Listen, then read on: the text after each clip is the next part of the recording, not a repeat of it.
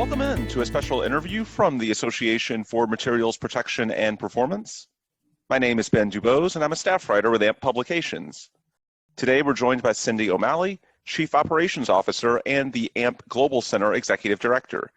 Cindy, good morning. How are you? I'm great. How are you, Ben?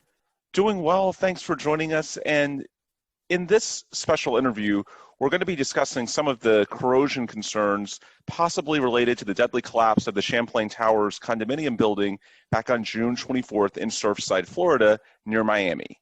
At this juncture, we want to stress that no definitive conclusions have been reached and multiple investigations remain ongoing.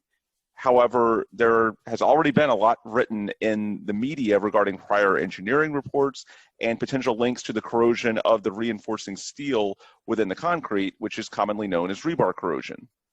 Understandably, many people are looking for answers not only regarding this tragedy, but asset owners and stakeholders and many other buildings all over the world, they also have a keen interest in trying to prevent this type of incident from occurring elsewhere. So based on Cindy's years of experience within the corrosion industry, we're going to take a deeper look at some of the key questions that people may have. Cindy, I think a good place to start would be with you explaining your background and what gives you some unique insight in these areas. Can you tell us a bit more about your career? Sure, I can. Thank you. For, I guess, the 24 years, at least, of my career, I've directed and worked on at least hundreds of coating failure analysis projects.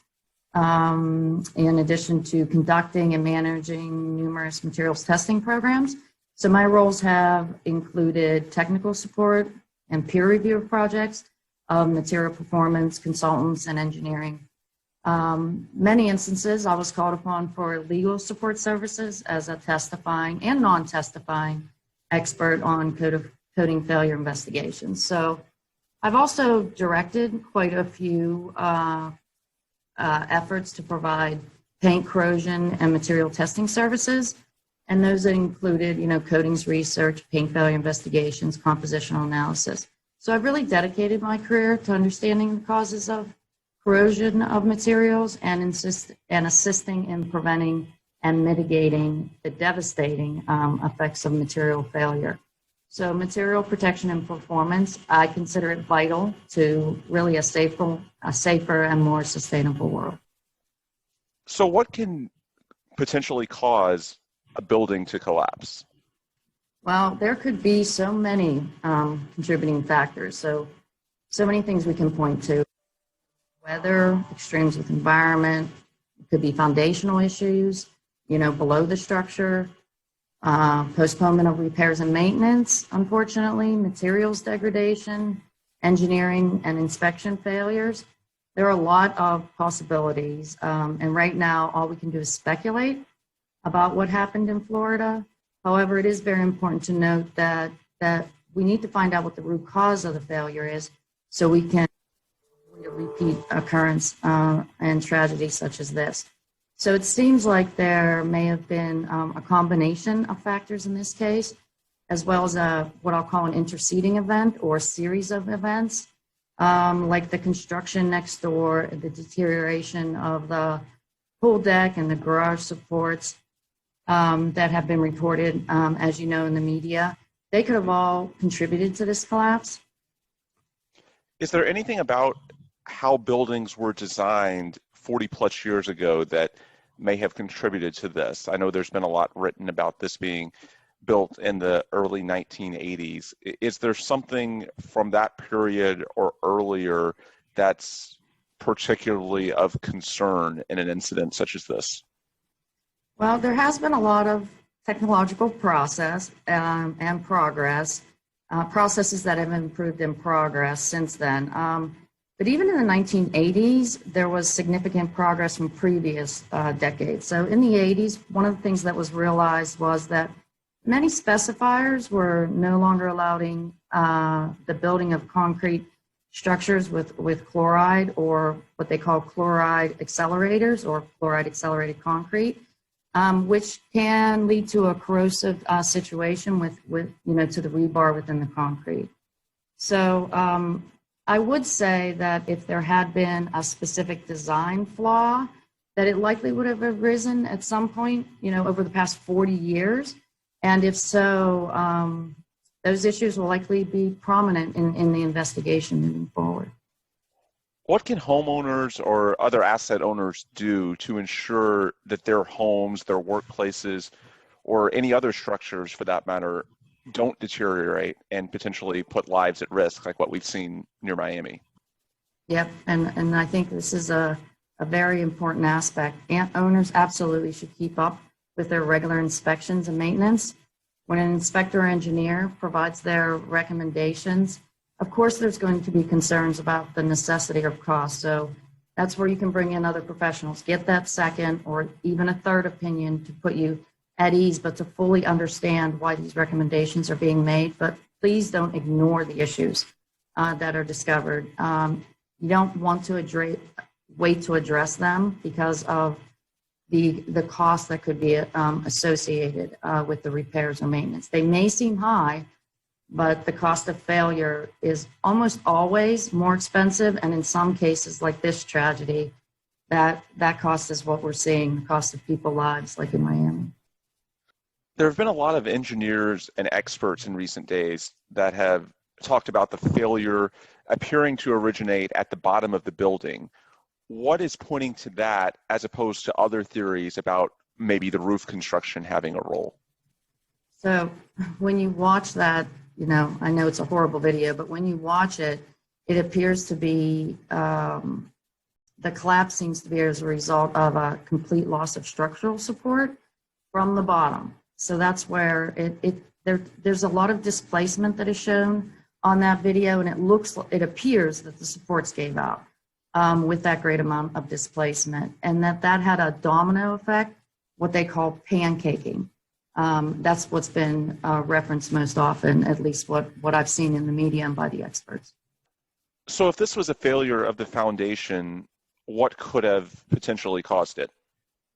So a failure of a building's foundation can occur, again, for several reasons. So the most common cause of failure is the movement of expansive and what they call highly plastic or moving soils beneath the foundation footings. However, the most common cause of failure certainly does not indicate that is what occurred in this specific case, even if they determined that the foundation failed. There is something that could cause significant foundational failure that is in what we call geotechnical in nature. From when the building was originally constructed or erected. It also could have been a sinkhole. It could have been a structural inadequacy in a way that the building was built or in how it was designed, or there may have been so much corrosion that caused the degradation that then led to the failure. So where would you start looking to try and figure out the root cause?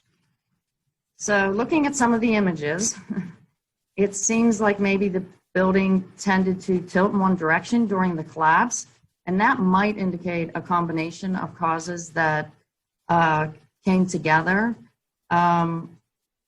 So the questions, I guess, that I would start with is, was this foundational inadequacy? Was it an unexpected geotechnical change? Were the soils highly corrosive? Did all these factors converge and cause the collapse? Seeing what the sequence of the failure was will help with the root cause analysis. The investigators are going to need a whole team made up of a combination of structural engineers, the corrosion engineers, the geotechnical engineers, forensic structural engineers, and then also experts in material durability and someone who is an expert in modeling. They'll really need to look through the failed components and look at the way the building failed to try to figure out what happened. The rescue efforts for those who experienced this tragedy, it's always priority one. The investigative team will be taxed with a compromised site, as is the case with these loss of life disasters. They'll need to be able to piece together enough information to help the engineers understand what needs to be done to prevent something like this from occurring again. Are there any factors that we're not hearing about in the news right now that might be of relevance? Well, we've yet to hear from what I've seen and am aware of significant insight about the soil in the area. To someone outside of the field of corrosion or materials engineering, that may not seem like an important factor. But one of our members, one of the AMP members, who used to work with Miami-Dade Sewer and Water Department, mentioned that the soil in that area might be fairly unstable. So it's weathered, it's made up of coral. As I understand it, it has chlorides, as I mentioned earlier, that are highly corrosive. So that, in addition to, there could have been a subgrade void that developed. So the collapse appears to have initiated from the bottom with a loss, as we mentioned, of structural support. And it appears as though something in the lower portion of the building or the foundation failed. We're likely to hear more about those geotechnical aspects. As we wind down, Cindy, is there anything else you'd like to share about this incident and the ongoing response? I think that the level of destruction and the urgency of the rescue efforts that were necessitated may preclude a definitive answer as to the root cause and the contributing factors. That just increases the need for the preventative measures in the design and construction phase, for the routine monitoring and inspection by certified accredited professionals. In our industry, we have seen many incidents that really could have been avoided with the use of inspection during construction and recommended maintenance or repairs that resulted from those inspections. Great insight there. Folks, this is where we will wrap up. For Cindy O'Malley, Chief Operations Officer and AMP Global Center Executive Director, I'm Ben Dubose, staff writer with AMP Publications. Thanks for tuning in, and please come back soon for more information from AMP.